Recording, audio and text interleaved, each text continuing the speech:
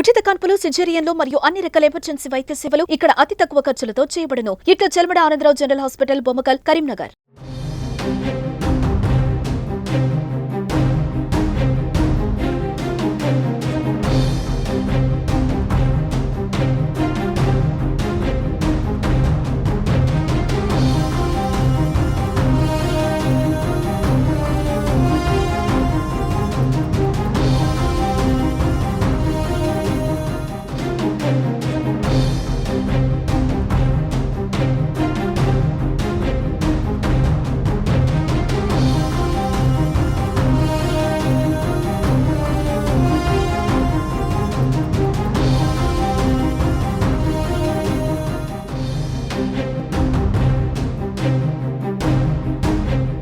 నమస్తే, welcome to Suman TV Karimnagar.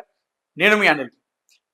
Karimnagar జిల్లాలో దొంగలు తమ చేతి వాటం చూపిస్తున్నటువంటి సందర్భాలు ఈ మధ్యకాలంలో మనం చాలా చూసాం. అయితే తాజాగా కరీంనగర్ జిల్లా హుజురాబాద్ పట్టణంలో రాఘవరెడ్డి అనే ఒక రైతు కుటుంబంలో దొంగలు ఇంట్లోకి చొరబడి కత్తులతో దాడి చేసి మరి వారి ఇంట్లో ఉన్నటువంటి నగదును దొంగలించారు. విషయంలోకి వెళ్తే హుజురాబాద్ పట్టణానికి చెందినటువంటి రాఘవరెడ్డి అతను ఒక వ్యవసాయ కుటుంబం. అటు వ్యవసాయం చేస్తూనే తను కొన్ని వ్యాపారాలు ఉన్నాయి, ఆ వ్యాపారాలు కూడా నిర్వహిస్తూ ఉంటాడు. తమ కూతురు అమెరికాలో ఉద్యోగం చేస్తుంటది. ఇటీవల కాలంలో కూడా తను కూడా హుజురాబాద్కి రావడం జరిగింది. నిన్న రాత్రి సమయంలో రాఘవరెడ్డి, తన భార్య, అదేవిధంగా తన కూతురు ముగ్గురు ఇంట్లో ఉన్న సందర్భంలో అర్ధరాత్రి సమయంలో మోటార్ ఆన్ చేయడం జరిగింది బయట. అయితే ఆ మోటార్ నిండిందని చెప్పేసి చేద్దామని చెప్పేసి డోర్ తీయగానే ఇంట్లోకి ముగ్గురు దొంగలు చొరబడ్డారు. చొరబడి మరి మామూలు దొంగలు ఇంట్లో చొరబడి దొంగతనం చేసుకుని వెళ్ళిపోతున్నారు. కానీ నిన్న మాత్రం కాస్త డిఫరెంట్ గా దాడి చేయడం జరిగింది వారిపైన. ఆ ముగ్గురుపై కత్తులతో దాడి చేయగా వారి చేతులకు గాయాలు కావడం జరిగింది. అయితే ఇంట్లోకి చొరబడ్డాక సుమారు 70 తులాల బంగారం, అదేవిధంగా 7 లక్షల రూపాయల నగదు కూడా దొంగలించారు ఈ దొంగలు. కేసు నమోదు చేసుకున్నటువంటి పోలీసులు దీనిపైన దర్యాప్తు చేస్తున్నారు, దీనిపైన విచారిస్తున్న సందర్భాలు. మొత్తానికైతే ఈ దొంగలు మాత్రం కరీంనగర్ జిల్లాలో తమ చేతి వాటం చూపిస్తున్నారు. ఇటీవల కాలం కూడా మనం చాలా చూసాం. నిన్న అయితే హుజురాబాద్ లో జరిగినటువంటి ఈ ఘటన 70 తులాల బంగారం, అది కూడా 7 లక్షలు అపహరణ, అందులో వాళ్ళ ఇంట్లో ఉన్న వాళ్ళ పైన దాడి చేయడంతో చాలా మంది స్థానికులు కూడా భయపడుతున్నటువంటి సందర్భం నెలకొంది.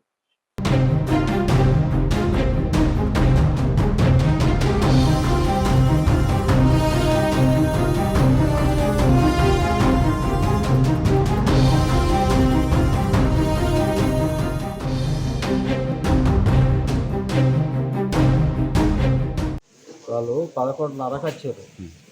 వచ్చి 11 గంటలకు వచ్చి మోటార్ వేసారు. మోటార్ వేస్తే ట్యాంకి నిండిందని బంద్ చేద్దామని మా వాళ్ళు వచ్చారు బయటకు. డోర్ కానే ఉండి వాళ్ళ లోపల వేసి లోపలికి వచ్చారు అమ్మ. ఇక మీరు పైసలు బంగారం ఇవ్వకుండా మేము చంపేస్తామని కత్తులు పట్టి మెడ కడ కత్తులు పెట్టి దాన్ని కొడతాను వచ్చినప్పుడు నేను ఆపితే ఇక నాకు తెలియదు. ముగ్గురు వచ్చారు. ముగ్గురు వచ్చారు. ఇక పేరు చూస్తే గుర్తుపడతారు. ముగ్గురికి గాయాలండి. 2 ఆడవాళ్ళు, నేను, మా బిడ్డ ఉన్నాం, మా భార్య ఉంటుంది, నేను.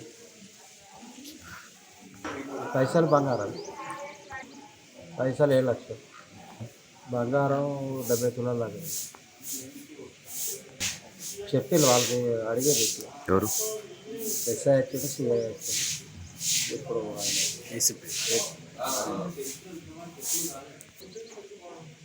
ఆయన 12-10 నిమిషాలకు ఫోన్ చేశారు. ఎవరికి 100 ఫోన్ చేశారు. వాళ్ళు 10 నిమిషాలలో వచ్చారు. మోటార్ వేసిండ్రు. మోటార్ వేస్తే ట్యాంకి రెండిపోతుంది. ట్యాంకి రెండిపోతుంటే మోటార్ బంద్ చేస్తున్నాను. మెల్లగా డోర్ తీస్తాను. నేను డోర్ తీస్తా అంటే తీసిన గంతే కథం డోర్ నెచ్చిండు. నన్ను లోపల వేసి ఒత్తిండు. నోరు తెరిస్తే చంపుతాన్ని ఈడ కత్తి పెట్టిండు. మొదలు ఈడ కత్తి పెట్టి నోరు మూసిండు. నోరు మూసి ఇక టవల్ తోటి గుంజి కట్టేసిండు. లేకపోతే పంపిస్తాను. మీరు ఏది ఇవ్వకుండా చంపేస్తానని అన్నాడు. పావు తక్కువ 12. వాళ్ళని ఎవరన్నది ఇక గుర్తు మొగాలు చూస్తే ఏర్పాటు చేస్తాం. మాస్క్ వేసుకోలేదు. వేసుకున్నాడు, 2 వేసుకోలేదు. ఎంత 3 వచ్చారు. బంగారం పోయినాయి, డబ్బులు పోయినాయి.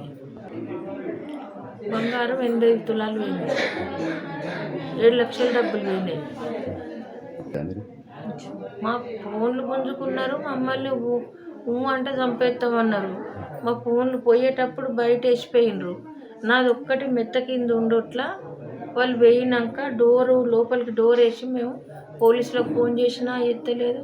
ఆ పెద్ద కొడుకు పైన ఉంటాడు, పెద్ద ఆయన ఫోన్ చేస్తే స్విచ్ ఆఫ్ వచ్చింది. ఆయన తిరిగి కోడలికి చేసినాం, మళ్ళీ చిన్న కొడుకు చేసినాం.